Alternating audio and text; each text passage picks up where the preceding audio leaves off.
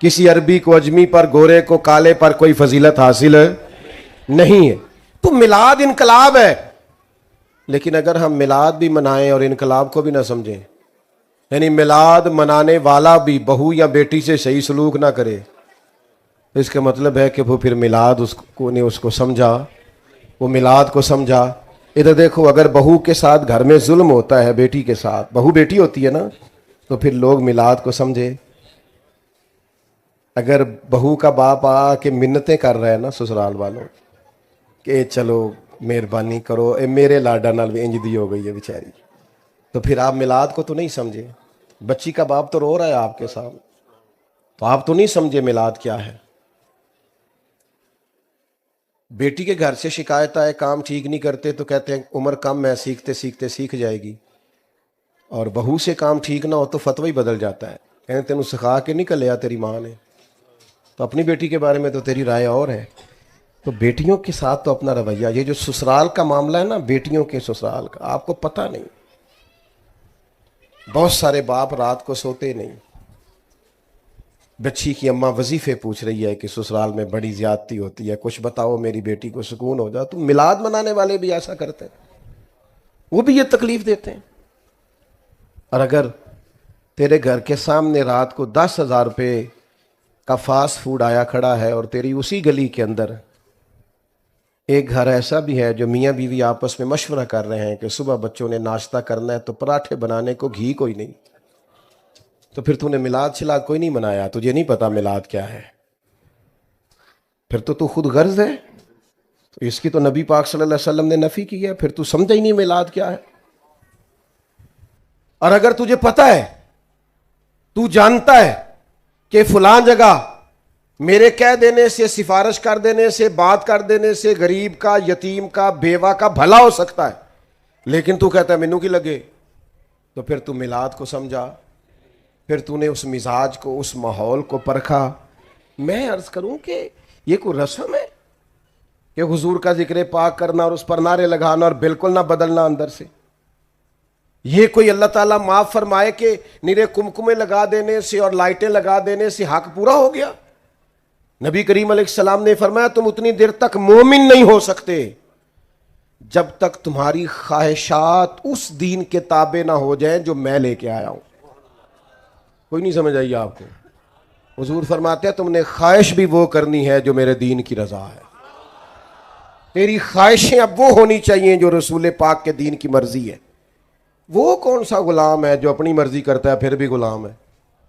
آپ کا ملازم کرے نا اپنی مرضی تو لگ پتہ نہیں جاتا.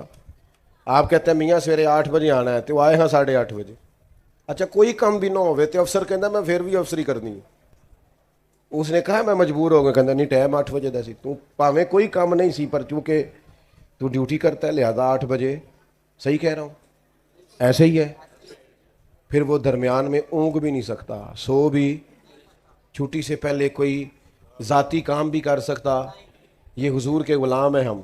نبی کا کریم نے فرمایا فجر میں مسجد آؤ، کہنا میرے لیے دعا کریا کرو میں نماز پڑھا. میں کہا واہ بھائی واہ، کیا بھولا ہے تو، باقی سارے کام تو بغیر دعا کے کرتا ہے، اور نماز کا کہا تو کہتا ہے دعا کریا کرو. بھائی میں نے تو صرف خاموشی کا مطالبہ کیا ہے، اور بڑا جائز سا، صرف خاموش ہو جائے، کسی کو نہ بٹھائیں جی، رہنے دیں، اب چھوڑ دیں، آپ مہربانی کریں. دیکھو یہ ادب ہے بیٹا، آپ سارے آپ بیٹھ جائیں جی، آپ حضرات یہ سب جو بیٹھے ہیں تو آپ کیوں کھڑے ہیں؟ جلدی سے بیٹھ جائیں بھیا، بیٹھ جائیں. او بھائی موبائل تو سب کے پاس ہے، اب سب نے تھوڑا ویڈیو بنانے لگ جانا ہے. یہ اتنی ساری دنیا بنا رہی ہے، یہ آپ کو دے دے گی انشاءاللہ، آپ بیٹھ جائیں. اور اگر آپ کو صرف ویڈیو چاہیے تھی تو مجھے بتاتے، میں نہ آتا ویڈیو بھیج دیتا. میں تو آپ سے بیٹا بیٹھ جاؤ، او موبائل والے بھائی بیٹھ جاؤ، سلامت رہو، لمبی زندگی عافیت والی اللہ دے. بولے نہیں آپ، یہ چپ کرانے والے کبھی چپ کر جائیں نا، نہ اشارہ کرو بھائی، نہ کرو. اللہ تعالیٰ ڈھیروں محفل میں نہ محو ہوا کریں، یہ ادب والی محفلیں ہیں، آپ اس میں آداب کا خیال رکھا کریں، سب سے ضروری ادب کا، باقی چھوڑ دیں. یہ جو ہمیں کہنا پڑتا ہے بیٹھ جاؤ، ہمیں تو اس میں بھی دقت ہوتی ہے کسی کا دل نہ ٹوٹ جائے، کیونکہ یہ محفل بڑی ادب والی. بھیا آپ بھی اگر بیٹھ جائیں گے تو میرا خیال ہے برکت ہو جائے گی. اللہ سلامت رکھے.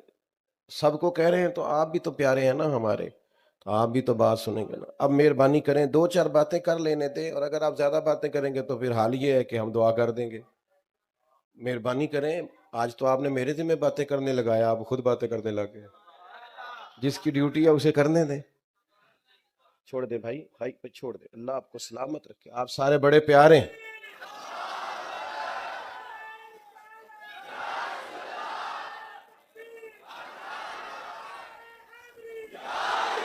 میں نے ایک دوست سے کہا کہ یار آپ مجھے بلا تو لیتے ہیں لیکن میرے 20 منٹ تو محفل ٹھیک کرنے میں لگ جاتے ہیں. تو مینوں کہنے لگے تواڈے آن تے بندے پریشان ہی بڑے ہو جاتے ہیں. تو آپ تو پریشان نہیں ہیں نا، ماشاء اللہ. چلو شکر ہے. خوش رہیں. اللہ تعالیٰ ہمیشہ آپ کو پریشانیوں سے بچا کے رکھے. اللہ تعالیٰ کی ہر نعمت اس کا حق ہے کہ اس کا شکر ادا کیا جائے، اور نعمتوں کا شکر ادا کرنے سے فائدہ یہ ہوتا ہے کہ ایک تو نعمت محفوظ ہو جاتی ہے، دوسرا نعمتوں میں اضافہ ہو جاتا ہے. اللہ تعالیٰ نے فرمایا لَإِن شَكَرْتُمْ لَأَزِيدَنَّكُمْ، اگر تم شکر ادا کرو گے تو ہم نعمتوں میں اضافہ کر دیں گے. تو ہمارے مفسرین نے یہاں ایک بات لکھی ہے کہ اضافہ اسی میں ہوتا ہے نا جو پہلے محفوظ ہو جائے. تو اضافے کا مطلب یہ کہ شکر کرنے سے نعمتیں محفوظ ہو جاتی ہیں اور ان میں اضافہ ہو جاتا ہے. ہمارے ہاں جو نعمتیں ہوتی ہیں، بیٹا آپ لوگ بیٹھ جائیں نا، آپ محفل میں یہ کوئی چلت پھرت نہ کریں، چھت پہ بیٹھ جائیں آرام سے، کوئی اٹھے نہ، یہ آداب کے خلاف ہے بیٹا. آپ یہ دینی محفل ہے، سیاسی جلسہ نہیں پیارے بچوں. اس میں آپ سے ذرا کوئی اللہ نہ کرے اللہ کے گھر کی بے ادبی ہو گئی تو بڑا مسئلہ ہو جائے گا. بیٹا آپ کیوں چل رہے ہیں، بیٹھ جاؤ وہیں پہ، ادھر آ جاؤ واپس. شاباش. اللہ تعالیٰ آپ کو لمبی زندگی، عزت اور سعادت اور علم و عرفان والی عطا کرے. اطمینان سے بیٹھ جائیں سارے دوست، کوئی چلت پھرت نہ کرے. تو ہمارے ہاں یہ ہوتا ہے کہ چونکہ ہم قدر نہیں کرتے نعمتوں کی، بلکہ ہوتا یہ ہے کہ جو نعمت موجود ہوتی ہے اس کی قدر نہیں ہوتی، اور جو موجود نہیں ہوتی اس کے لیے مایوسی ہوتی ہے کہ فلانی چیز کوئی نہیں، اگر مل جائے نا. وہ بھائی جو ہے اس کی قدر کرنا، پہلے اس پر شکر ادا کرنا، اللہ کی طرف متوجہ ہو، اس نعمت کے بارے میں احساس پیدا کر. جو نہیں ہے اس کا تقاضا تو ہے، تو جو کریم نے اپنے فضل سے دے رکھی ہے اس پر تو توجہ کر. تو میرے بھائیوں، سب سے پہلی بات تو یہ ہے کہ ہر نعمت، اللہ کا ہر احسان، چھوٹی سی چھوٹی چیز بھی اگر آپ کے پاس نہ ہو تو آزمائش ہو جائے گی. تو اللہ کے انعامات کا، احسانات کا شکر ادا کریں.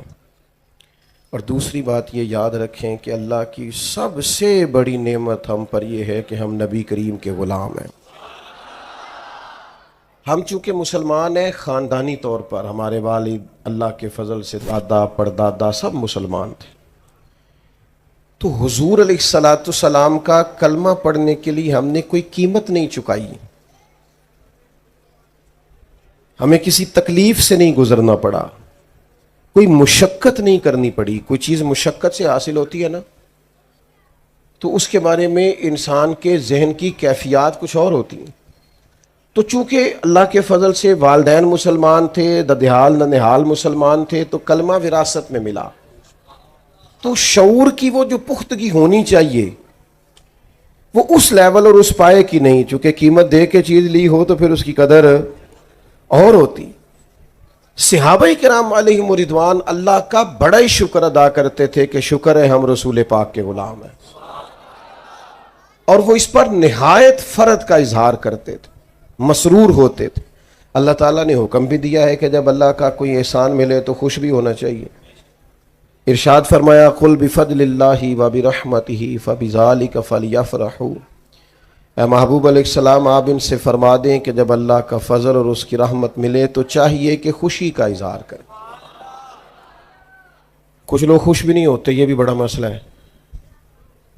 وہ بہت سارے نعمتیں موجود ہوتی ہیں لیکن طبیعت اس طرح کی ہوتی ہے کہ ہر وقت کسی نہ کسی پریشانی کا شکار رہتے ہیں. بلکہ بعض لوگ تو سوال کرتے ہیں، کہتے ہیں کہ ہم پتہ نہیں کیا بات ہے ہم خوش نہیں ہوتے. تو خوشی تو آپ کے اندر ہے، غم بھی آپ کے اندر ہے.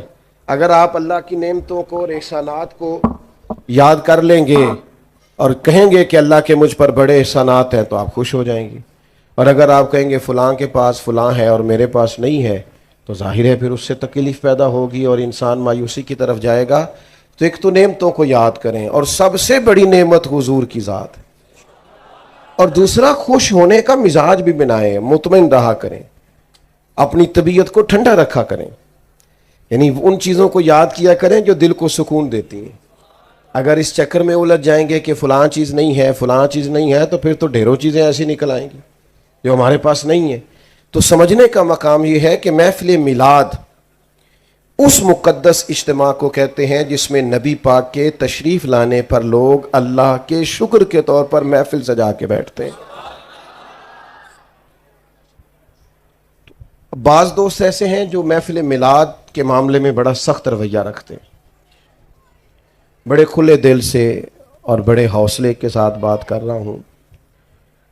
اب ظاہر ہے کہ دور بدل گیا ہے اور میڈیا میں ہر چیز کھل کے آ گئی ہے۔ مجھے بتائیے گا بھلا یہ محفل میلاد میں کیا ہوتا ہے؟ پہلے قرآن مجید کی تلاوت ہوتی ہے، اس کے بعد کون سی چیز ناجائز ہے اس میں، وہ آپ بتا دیں، نکال دیتے ہیں محفل میں سے۔ کوئی ایک چیز بتائیں آپ۔ سب سے پہلے کیا پڑھا گیا؟ قرآن مجید، پھر حضور کی نعت، اس کے بعد واعظ و نصیحت، پھر صلاۃ و سلام، پھر دعا، پھر لوگوں کے لیے کھانا۔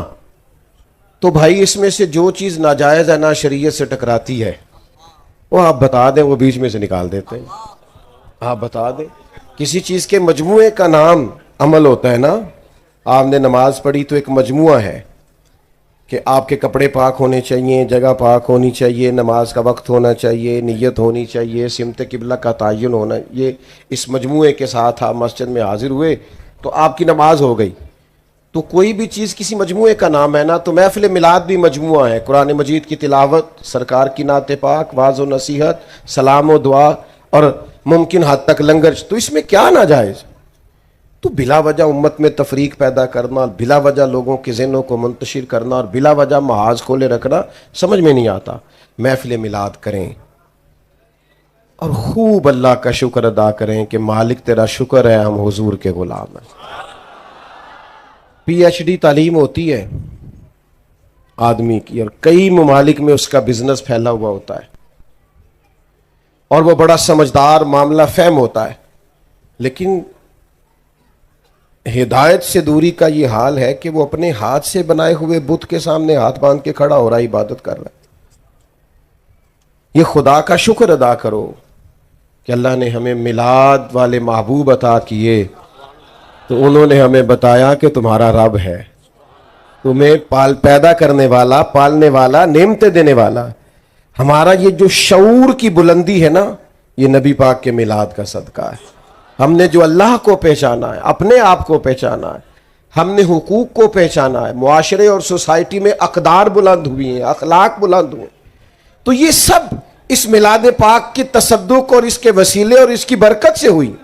تو ہمیں تو بہت زیادہ اظہار تشکر کرنا چاہیے، سمٹ جانی چاہیے ہماری طبیعتیں۔ حضرت انس بن مالک رضی اللہ تعالیٰ عنہ فرماتے ہیں کہ ایک شخص، ایک اعرابی، ایک صحابی حضور کی بارگاہ میں حاضر ہوئے اور عرض گزار ہوئے کہ یا رسول اللہ صلی اللہ علیہ وسلم، قیامت کب آئے گی؟ تو کریم فرمانے لگے کہ آپ کی کیا تیاری ہے قیامت کے لیے؟ یہ بخاری میں موجود ہے۔ تو انہوں نے عرض کی یا رسول اللہ صلی اللہ علیہ وسلم، کوئی زیادہ نفلی روزے تو نہیں رکھ سکا، زیادہ نفلی نمازیں تو نہیں پڑھ سکا، پر اللہ اور اس کے رسول سے پیار بڑا کرتا ہوں۔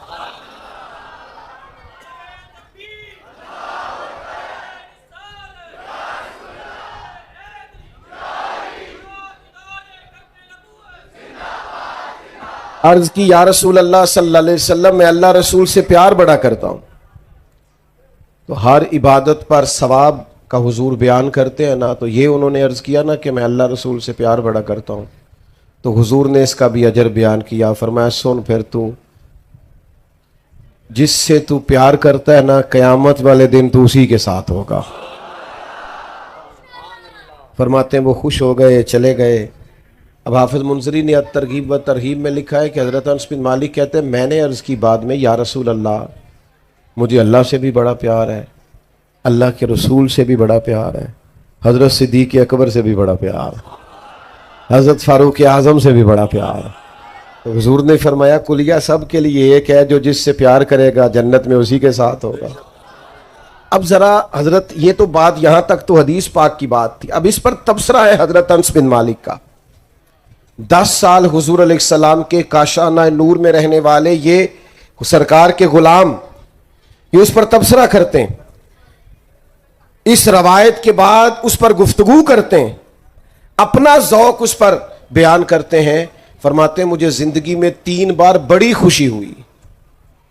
ایک اس دن جس دن میں نے کلمہ پڑھا، اور ایک اس دن جس دن حضور مکہ مکرمہ سے مدینہ طیبہ تشریف لائے، اور ایک اس دن جس دن حضور نے فرمایا جو جس سے پیار کرے گا قیامت میں اسی کے ساتھ ہوگا۔ تو دوستو، وہ تو کہتے ہیں سب سے زیادہ خوشی اس بات پر ہوئی کہ حضور تشریف لے آئے، لیکن ہمارے ہاں کچھ تو لوگ سرے سے وہ ہیں جو انکار ہی کر رہے ہیں، وہ مزاج ہی نہیں رکھتے، وہ کہتے ہیں ادھر آنا ہی نہیں، اور جو خوشی کرتے ہیں تو وہ بھی زیادہ تر سٹیٹس بھی کر لیتے ہیں، پوسٹ پہ ہی کر لیتے ہیں، وہ بھی زیادہ تر بیچارے لائیو ہو کے کر لیتے ہیں۔ اس خوشی میں روحانیت ہونی چاہیے، معنویت ہونی چاہیے، آپ کا دل لگے، آپ کی طبیعت جمے کہ واقعتاً یہ جو میں کر رہا ہوں یہ حضور کے تشریف لانے کی خوشی پہ کر رہا ہوں۔ اس کے لیے قلبی واردات کا ہونا ضروری ہے، روح کا حاضر ہونا ضروری ہے، ورنہ آپ کو پتہ ہے ہمارے جلسے میلے بن گئے، وہ ادب ہی نہیں رہا۔ آپ مجھ سے پیار کرتے ہیں، مجھ سے ناراض نہیں ہوں گے۔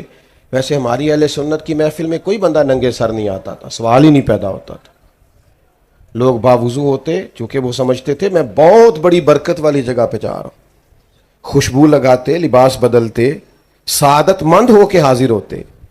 میں نے عرض کیا ہے کہ آپ ناراض نہیں ہوں گے، لیکن یہ کہ آہستہ آہستہ ہم نے جلسوں کا جو معیار بنا دیا ہے، اور بس وہ ایک نئے سٹیٹس کے لیے ایک نئی ریل ہمیں مل گئی ہے، یہ دینی محفلوں کا یہ مزاج نہیں تھا۔ میں تو بہت ساری جگہوں پہ نہیں جاتا، معذرت کرتا ہوں، اس لیے کہ مجھے ایسے محسوس ہوتا ہے کہ وہ جو خاص روحانیت اور خاص اس کے اندر نورانیت اور جذبات اور روح ہونی چاہیے، وہ کہیں ہماری چلی گئی ہے، اور پھر ریٹ لگنے لگ گئے ہیں 40,000 کی تقریر اور 20,000 کی نعت اور 25,000 کی تلاوت۔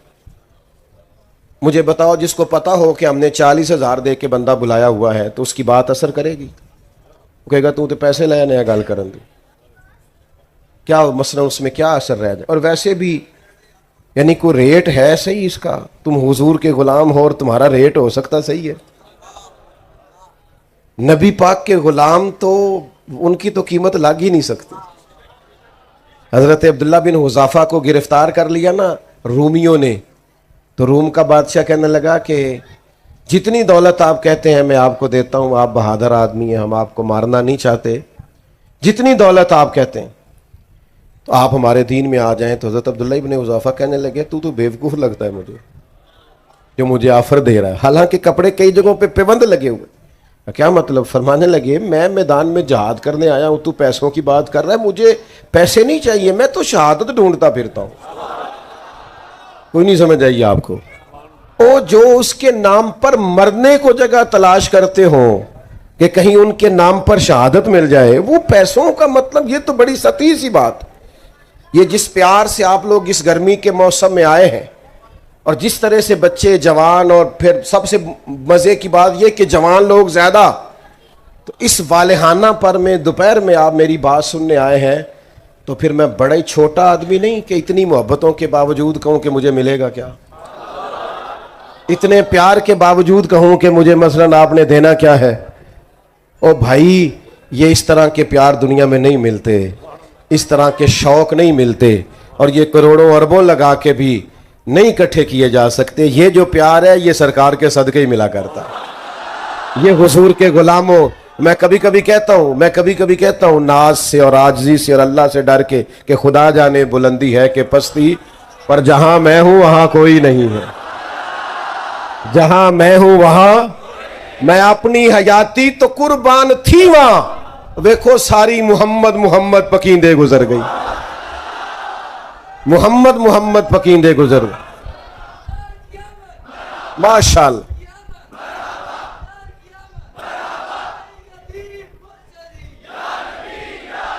آپ سے عرض کرتا ہوں کہ माशाअल्लाह माशाअल्लाह। अर्ज ये करता हूं आपकी खिदमत में कि मेरे अजीजों, हमारे करने का काम ये है कि हम ना ये इससे निकलें। हजरत अब्दुल्ला इब्ने हुज़ाफा फरमाने लगे, यार तू अजीब आदमी है, मेरा रेट लगा रहा है और मैं शहादत के लिए निकला हुआ हूं।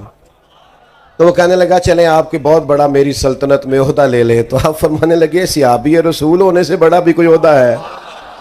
सहाबा वो सहाबा थे जिनकी हर सुबह सुबह ईद होती थी, खुदा का कुर्ब हासिल था, नबी की दीद होती थी। तो वो कहने लगा, माज़अल्लाह सुम्मा माज़अल्लाह, रात को इसके कमरे में कुछ जवान लड़की भेजो। सुनो मिलाद पे आने वाले जवानों, सारी रात लड़की बैठी रही और आप नफल पढ़ते रहे। तो वो जो गुमराह करने आई थी वो सवेरे कलमा पढ़ गई। अब मेरी निगाहों में जचता नहीं कोई, क्योंकि जैसी मेरी सरकार है ऐसा नहीं कोई। ये दुनिया का हुस्न हमें कहां लुभा सकेगा, जिनकी नजरें गुंबद खजरा पे रहती हो या जलवाए वद्दुहा पे रहती हो। तो मिलाद की बज़्म को नूरानी बनाएं, रूहानी बनाएं, मानवियत वाली बनाएं, आके मजा आए, बैठ के मजा आए, उठ के जाएं तो कई दिन लुत्फ रहे कि हुजूर के मिलादे पाक में आए, उसमें सुरूर हो, उसमें दर्द हो, उसमें कैफ हो। ये जो अंदाज है ना, वो हमारे यहाँ मिलाद की महफिल में भी किसी अमीर आदमी को लोग सदर बना लेते हैं। वो करमाला टोपी भी धारी लैके आउंदा है किसी को, दही जरा मैं मसीते जाना है। और जिस बाबा जी को 35 साल हो गए हैं ना फजर की अजान देते, उनकी सदारत कराओ महफिल मिलाद। जिसको 30 साल हो गए मस्जिद में झाड़ू देता, उसकी सदारत कराओ। और जिस इमाम मस्जिद ने आपकी 3 नस्लों को कुरान मजीद पढ़ाया, नमाज पढ़ाया, उसकी सदारत कराओ। इत्थे भी तुसी तगड़े नहीं पा लिया महफिल। और नाथ का भी हमारा बड़ा सियाना होता है, बड़ा समझदार, उन्होंने पता है नोट की जेब बेचने। वो फिर ਉਹਦਾ नाम पता करता है, फिर कहता हाजी साहब शेर ਤੁਹਾਡੀ नज़र है। मैं कह मेरे को पैसे होंगे तो मेरी नज़र भी हो जाना सी। पैसे उधर है ना तो सारे उस तरफ तूने, और कितना तू नादान है। शेर हुजूर के नाम का और नजर हाजी की ना कर ऐसे। ये मदीने वाले की बात है। आला हजरत बरेलवी चले गए ना दुकान पे तेल लेने, सरसों का तेल। तो दुकानदार से कहा ये तेल दे दो। तो उसने बोतल तेल की भर दी। फरमाया कितने की? कहने लगा हुजूर वैसे तो 5 आने की है, आप हमारे आली में 3 आने दे दें। आपने पूरे ही 5 दिए। फरमाया मैं अपना इल्म 2 आने का नहीं बेचता। हाँ करूँ मद है अहले दुवल रजा, पड़े इस बला में मेरी बला, मैं गदा हूं अपने करीम का, मेरा दीन पार आए ना। आला हजरत के शहजादे थे हमारे दादा शेख हुजूर मुफ्ती आजम हिंद रहमतुल्लाह अलैह। अल्लामा अरशदुल कादरी रहमतुल्लाह अलैह कहते मैंने जलसे पे बुलाया तो वापसी पे मैं कुछ पेश करने लगा। पूछा ये क्या है? तो मुझे कहना चाहिए था नजराना है, हदिया है जो कबूल करना हुजूर की सुन्नत है। तो मैंने कहा जी ये किराया है। जल्दी में मेरे मुंह से निकल गया ये। तो कहने लगे, पैसे लपेट के दोबारा मेरी जेब में डाल दिए। कहने लगे मैं अहमद रजा का बेटा हूँ, किराए का मौलवी नहीं कि जो किराया दे बुला ले। जो और ये होते हैं किराए के मौलवी भी अल्लाह माशाल्लाह होते हैं, कमाल हो जाती है। जहाँ जाते हैं वहीं के मुरीद हैं, जहाँ जाते हैं वहीं के कलाबे। मैं एक जगह पे चला गया तो मुझे रुका दे दिया। कहने लगे ये मेहमान खुसूसी, इनका भी नाम लेना है, इनका खुसूसी तावन है, इनका भी नाम लेना है। ये सदर है इधर मस्जिद के, इनका भी नाम। मैं क्या तुसा ते मैनू क्या सी हुजूर दी तारीफ करनी ते ऐ मैं क्या किसी और मौके ते रखे अजे। सानू तख्त अदारे दी लोड़ की ना लेखी लगे शहर बंबोल दे नाल, असी ते अपनी बाल के सेकने। ये सरकार की तारीफ,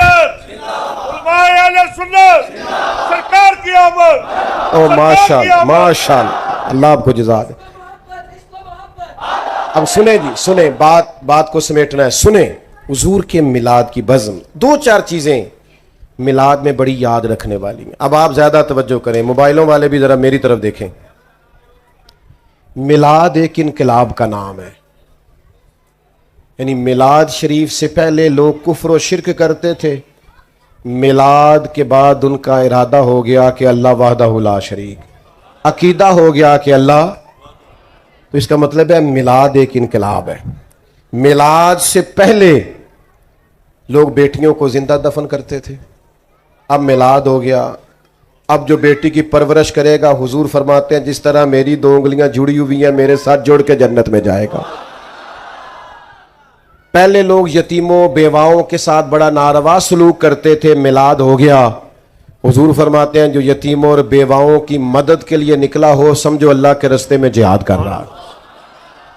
پہلے برادری، قبیلہ، رنگ، نسل کی تفریق تھی، پھر میلاد ہو گیا۔ حضور نے فرمایا سارے ہی جناب آدم کی اولاد ہے، کسی عربی کو اجمی پر، گورے کو کالے پر کوئی فضیلت حاصل نہیں ہے۔ تو میلاد انقلاب ہے، لیکن اگر ہم میلاد بھی منائیں اور انقلاب کو بھی نہ سمجھیں، یعنی میلاد منانے والا بھی بہو یا بیٹی سے صحیح سلوک نہ کرے، اس کا مطلب ہے کہ وہ پھر میلاد اس کو سمجھا، وہ میلاد کو سمجھا۔ ادھر دیکھو، اگر بہو کے ساتھ گھر میں ظلم ہوتا ہے، بیٹی کے ساتھ، بہو بیٹی ہوتی ہے نا، تو پھر لوگ میلاد کو سمجھے۔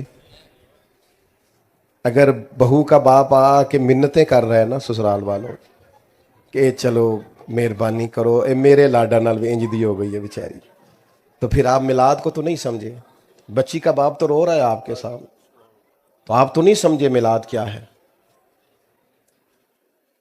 بیٹی کے گھر سے شکایت آئے کام ٹھیک نہیں کرتے تو کہتے ہیں عمر کم ہے، سیکھتے سیکھتے سیکھ جائے گی، اور بہو سے کام ٹھیک نہ ہو تو فتوی بدل جاتا ہے، کہتے تینوں سکھا کے نہیں کر لیا تیری ماں نے، تو اپنی بیٹی کے بارے میں تو تیری رائے اور ہے۔ تو بیٹیوں کے ساتھ تو اپنا رویہ، یہ جو سسرال کا معاملہ ہے نا، بیٹیوں کے سسرال کا، آپ کو پتہ نہیں،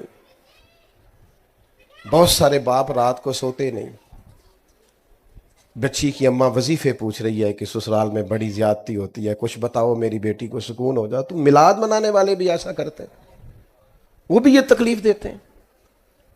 اور اگر تیرے گھر کے سامنے رات کو 10,000 روپے کا فاسٹ فوڈ آیا کھڑا ہے، اور تیری اسی گلی کے اندر ایک گھر ایسا بھی ہے جو میاں بیوی آپس میں مشورہ کر رہے ہیں کہ صبح بچوں نے ناشتہ کرنا ہے تو پراٹھے بنانے کو گھی کوئی نہیں، تو پھر تو نے میلاد شلاد کوئی نہیں منایا، تجھے نہیں پتا میلاد کیا ہے، پھر تو خود غرض ہے، تو اس کی تو نبی پاک صلی اللہ علیہ وسلم نے نفی کی ہے، پھر تو سمجھا ہی نہیں میلاد کیا ہے۔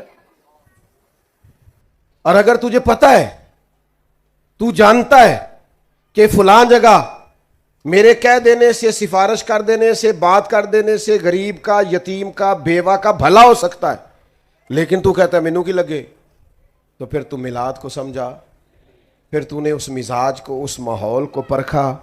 میں عرض کروں کہ یہ کوئی رسم ہے کہ حضور کا ذکر پاک کرنا اور اس پر نعرے لگانا اور بالکل نہ بدلنا اندر سے؟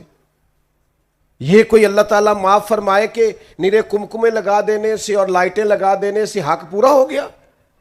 نبی کریم علیہ السلام نے فرمایا تم اتنی دیر تک مومن نہیں ہو سکتے جب تک تمہاری خواہشات اس دین کے تابع نہ ہو جائیں جو میں لے کے آیا ہوں۔ کوئی نہیں سمجھ آئی آپ کو؟ حضور فرماتے ہیں تم نے خواہش بھی وہ کرنی ہے جو میرے دین کی رضا ہے، تیری خواہشیں اب وہ ہونی چاہیے جو رسول پاک کے دین کی مرضی ہے۔ وہ کون سا غلام ہے جو اپنی مرضی کرتا ہے پھر بھی غلام ہے؟ آپ کا ملازم کرے نا اپنی مرضی تو لاگ پتہ نہیں جاتا۔ آپ کہتے ہیں میاں سویرے 8 بجے آنا ہے، تو وہ آئے ہاں 8:30 بجے، اچھا کوئی کم بھی نہ ہوئے تو افسر کہندا میں پھر بھی افسری کرنی ہے، اس نے کہا میں مجبور ہو گیا، کہندا نہیں ٹائم 8 بجے دا سی، تو پاویں کوئی کام نہیں سی پر چونکہ تو ڈیوٹی کرتا ہے لہذا 8 بجے۔ صحیح کہہ رہا ہوں؟ ایسے ہی ہے۔ پھر وہ درمیان میں اونگ بھی نہیں سکتا، سو بھی، چھٹی سے پہلے کوئی ذاتی کام بھی کر سکتا۔ یہ حضور کے غلام ہیں ہم۔ نبی کریم نے فرمایا فجر میں مسجد آؤ، کہنا میرے لیے دعا کریا کرو میں نماز پڑھا۔ میں کہا واہ بھائی واہ، کیا بھولا ہے تو، باقی سارے کام تو بغیر دعا کے کرتا ہے، اور نماز کا کہا تو کہتا ہے دعا کریا کرو۔ تو میں تو اب چونکہ تھوڑا سا